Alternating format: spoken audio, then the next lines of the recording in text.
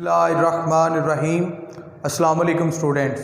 तो स्टूडेंट्स आज हम एक्सरसाइज 1.4 स्टार्ट करने जा रहे हैं, जिसको स्टार्ट करने से पहले उसका इंट्रोडक्शन है। तो इंट्रोडक्शन में आज हम सीखेंगे कि हम टू मैट्रिक्स की मल्टीप्लिकेशन किस तरह करते हैं, यानी हमने मल्टीप्लिकेशन ऑफ मैट्रिसेस सीखना है आज।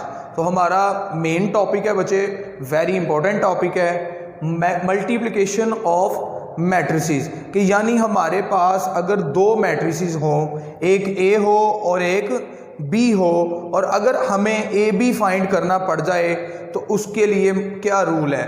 तो first of all two matrices A and B, दो हमारे पास मैट्रिक्स हैं A and B are conformable. Conformable होंगे कब? फॉर मल्टीप्लिकेशन के लिए। किस वक्त मल्टीप्लिकेशन के लिए कन्फर्मेबल होंगे? गिवन प्रोडक्ट ए बी, अगर हमने उसका प्रोडक्ट निकालना है A B, if the number of columns, if the number of column, जो उसके कॉलम्स की तादाद है ए की, यानी फर्स्ट मैट्रिक्स में हमने चेक करना है कॉलम्स की तादाद, and A is equal to the number of rows of B, यानी हमने ए में कॉलम्स की तादाद चेक करनी है और बी में रोज की तादाद। तो फिर ए बी पॉसिबल होगा मल्टीप्लिकेशन के लिए। फिर दोबारा, यानी two matrices A and B are conformable for multiplication given product A B, कब? If the number of columns A, यानी ए में जो कॉलम्स की तादाद है वो इक्वल हो, इज इक्वल, किसके इक्वल हो? To the number of rows of B, यानी बी में रोज की तादाद के इक्वल होगी तो ए बी पॉसिबल होगा, वरना ए बी पॉसिबल नहीं होगा। फॉर एग्जाम्पल ए है तो इसमें 2 रोज हैं और 2 इसमें कॉलम्स हैं। बी की बात करूं तो इसमें 2 रोज हैं और 1 कॉलम है। तो मैंने आपको बताया है कि ए में आपने क्या चेक करना है? If the number of columns A, यानी ये ए है, इसके नंबर ऑफ कॉलम्स अगर आप देखें हमने निकालना है ए बी निकालना है, तो ए बी के लिए इसके नंबर ऑफ कॉलम्स अगर हम देखें, नंबर ऑफ कॉलम्स कितने हैं भाई? 2। तो इसमें रोज देखनी है, वो भी 2 हैं, तो नंबर ऑफ कॉलम्स इक्वल आ गए हैं नंबर ऑफ रो के, तो हम लिख देंगे कि ए बी पॉसिबल है। ठीक है जी। तो अब बच्चे स्टार्ट हो जाता है बच्चे एसोसिएटिव लॉ अंडर मल्टीप्लिकेशन। तो ये एक प्रॉपर्टी भी है, एसोसिएटिव लॉ अंडर मल्टीप्लिकेशन। तो हमारे पास ए बी मैट्रिक्स और ब्रैकेट बंद और फिर क्या है? सी। तो फिर अगर हम इसको एसोसिएटिव लॉ में बदलना चाहते हैं तो फर्स्ट मैट्रिक्स ए पहले आ जाएगा और बी सी हमारा ब्रैकेट में आ जाएगा।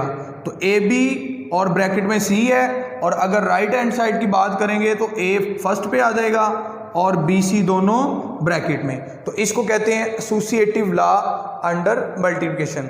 फिर प्रॉपर्टी में आ जाता है बच्चे distributive law, laws of multiplication, यानी मल्टीप्लिकेशन के डिस्ट्रीब्यूटिव के 2 लॉज हैं, 2 कवानीन हैं। एक एडिशन पे, ओवर एडिशन एंड सब्ट्रैक्शन। तो एडिशन में कौन सा है? ए ब्रैकेट बी प्लस सी, और अगर हम इनको डिस्ट्रीब्यूट करें तो ए बी के साथ आ जाएगा, ए बी प्लस ए को मल्टीप्लाई सी से, तो ए सी। ये हमारा होगा distributive law of multiplication over addition पे, प्लस पे। नेक्स्ट आ जाता है बच्चे ए प्लस बी, और ब्रैकेट में ए प्लस बी है और फिर क्या है? सी। तो इसको मल्टीप्लाई करेंगे, ए को सी से ए सी प्लस बी को सी से बी सी। तो ये भी हमारा लॉ किसका है? Distributive law of multiplication over addition. और इसके बाद बच्चे 2 आ जाते हैं सब्ट्रैक्शन के। तो सब्ट्रैक्शन के बिल्कुल सेम है, ए ब्रैकेट में बी माइनस सी, 3 मैट्रिक्स हैं। ए को मल्टीप्लाई किससे करेंगे? बी से, ए बी आ जाएगा, माइनस वैसे का वैसे ए को सी से, तो ए सी। नेक्स्ट बच्चे आ जाता है ए माइनस बी ब्रैकेट में और फिर सी, ए को सी से करेंगे तो ए सी आ जाएगा, माइनस और बी को किसके साथ? सी के साथ, तो बी सी। तो ये दोनों लॉज थे हमारे distributive law of multiplication over addition and subtraction. तो जी बच्चे, आज हम एक्सरसाइज फिर स्टार्ट करने जा रहे हैं। पहले हमने इसका लिया था इंट्रोडक्शन, तो इंट्रोडक्शन के बाद अब हम एक्सरसाइज 1.4 स्टार्ट करने जा रहे हैं। बहुत ही अहम मशक है, अगर आप हमारे साथ रहेंगे तो इसका हर क्वेश्चन स्टेप बाय स्टेप हम अच्छे तरीके से आपको सॉल्व करवाएंगे ताकि आप अपने नोट्स और असाइनमेंट्स अच्छे तरीके से बना सकें। तो नेक्स्ट बच्चे हम करते हैं इसको start. Exercise 1.4 first question, which of the following product of matrices, यानी प्रोडक्ट ऑफ मैट्रिसेस, दो मैट्रिसेस की प्रोडक्ट जो सी है कब होती है, इज कन्फर्मेबल, कब कन्फर्मेबल है, फॉर मल्टीप्लिकेशन, यानी दो मैट्रिक्स आपस में मल्टीप्लिकेशन के लिए कब कन्फर्मेबल होते हैं। तो इसका मैंने पहले आपको इंट्रोडक्शन में बताया था कि फॉर एग्जांपल ये दो मैट्रिक्स हैं। फर्स्ट क्वेश्चन है आपका फर्स्ट जुज का, तो ये दो मैट्रिक्स हैं, हमने इनको देखना है क्या ये प्रोडक्ट के लिए कन्फर्मेबल हैं या नहीं है, यानी मल्टीप्लिकेशन के लिए। तो हम फिर क्या करेंगे, फर्स्ट कॉलम में मैंने आपको बताया था आपने इसमें कॉलम्स की तादाद देखनी है कि इसमें नंबर ऑफ कॉलम्स कितने हैं, और सेकंड में आपने देखना है नंबर ऑफ रोज, यानी फर्स्ट में कॉलमों की तादाद, सेकंड में कतारों की तादाद।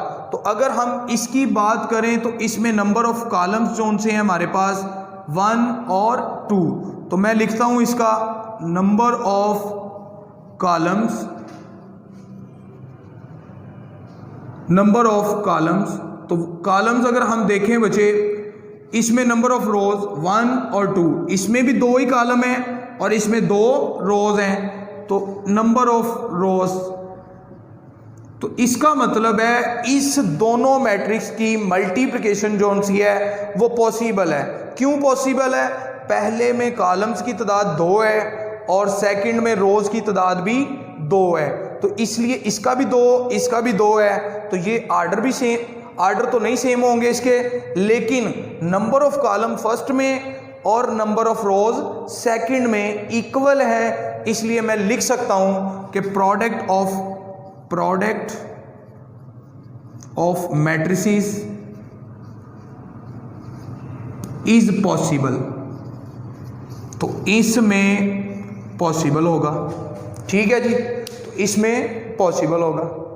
तो नेक्स्ट बच्चे दूसरा जुज आ जाता है। तो दूसरे जुज में फिर हमने चेक करना है कि क्या ये दोनों मैट्रिक्स प्रोडक्ट के लिए कन्फर्मेबल हैं या नहीं है। तो कैसे चेक करेंगे, फर्स्ट में नंबर ऑफ कॉलम्स, तो नंबर ऑफ कॉलम्स अगर हम देखें तो 2 हैं। सेकंड में नंबर ऑफ रोज, तो इसमें भी रोज की तादाद 2 है, यानी कॉलम्स भी 2 और रोज भी 2, तो इसका मतलब इसकी प्रोडक्ट फिर क्या होगी, पॉसिबल। तो मैं लिख देता हूं प्रोडक्ट इज पॉसिबल, तो ये आपका आंसर होगा। नेक्स्ट आ जाता है बच्चे थर्ड जूस। तो थर्ड जूस की अगर हम बात करें तो इसमें एक ही कॉलम है, एक ही कॉलम है, तो इसमें हमने रोज देखनी है। तो इसकी रोज की बात करें तो ये 2 हैं, तो यानी कि ये आपस में इक्वल ही नहीं है। मैंने कहा था इसमें कॉलम्स और इसमें रोज इक्वल होनी चाहिए, तो इधर भी कॉलम्स और रोज आपस में इक्वल नहीं है, एक ही कॉलम है और 2 रोज हैं। इट्स मीन कि इसकी प्रोडक्ट इज नॉट पॉसिबल। तो मैं लिख देता हूं प्रोडक्ट इज नॉट पॉसिबल, तो ये हमारा थर्ड जूस का आंसर होगा। तो नेक्स्ट बच्चे फोर्थ जूस आ जाता है। तो इसकी भी हमने मल्टीप्लिकेशन चेक करनी है क्या पॉसिबल है या नहीं पॉसिबल। तो फर्स्ट में नंबर ऑफ कॉलम्स, तो अगर हम नंबर ऑफ कॉलम्स देखें तो 1 और 1 ये कितने हो जाएंगे, 2। तो यानी फर्स्ट में कॉलम्स की तादाद है 2। इधर हमने रोज चेक करनी है, तो फर्स्ट रो और ये वाली सेकंड रो, तो यानी इधर 2 कॉलम्स हैं और इधर 2 रोज हैं, तो आपस में इक्वल है, तो इसकी भी प्रोडक्ट क्या होगी, पॉसिबल। तो मैं लिख देता हूं प्रोडक्ट इज पॉसिबल। तो ये था हमारा जूज number 4, product is possible. Next आ जाता है बच्चे 5 वाला।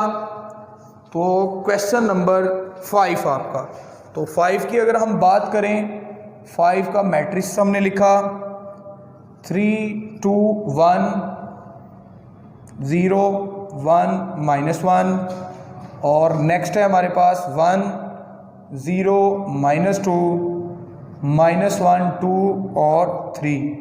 तो इसमें भी हमने चेक करनी है बच्चे इसकी मल्टीप्लिकेशन। तो मल्टीप्लिकेशन की बात करें तो फर्स्ट में नंबर ऑफ कॉलम्स हमने देखने हैं। तो नंबर ऑफ कॉलम्स देखें 1 2 और 3, और इसमें हमने किसकी तादाद देखनी है, रोज़ की। तो नंबर ऑफ रोज़ देखें 1 2 और 3। इसका मतलब इधर भी 3 कॉलम्स हैं और इधर 3 रोज़ हैं। इट्स मीन इसकी जो प्रोडक्ट है वो पॉसिबल होगी। तो हम लिखेंगे प्रोडक्ट इज पॉसिबल। तो ये था हमारा बच्चे क्वेश्चन नंबर 1। तो जी बच्चे, आज हमने एक्सरसाइज 1.4 का इंट्रोडक्शन सीखा, जिसमें हमने सीखा कि हम दो मैट्रिसेस की मल्टीप्लिकेशन किस तरह करते हैं, और फिर हमने एसोसिएटिव प्रॉपर्टी सीखी, और फिर डिस्ट्रीब्यूटिव प्रॉपर्टी मल्टीप्लिकेशन की सीखी, ओवर एडिशन पे भी और सब्ट्रैक्शन पे भी। और उसके बाद हमने क्वेश्चन नंबर 1 स्टार्ट किया था एक्सरसाइज 1.4 का, जो कि हमने स्टेप बाय स्टेप सॉल्व किया है। इसमें अगर आपको कहीं से भी बच्चे मसला हो या कोई कन्फ्यूज़न हो तो आप हमें कमेंट्स कर सकते हैं। तो थैंक यू वेरी मच।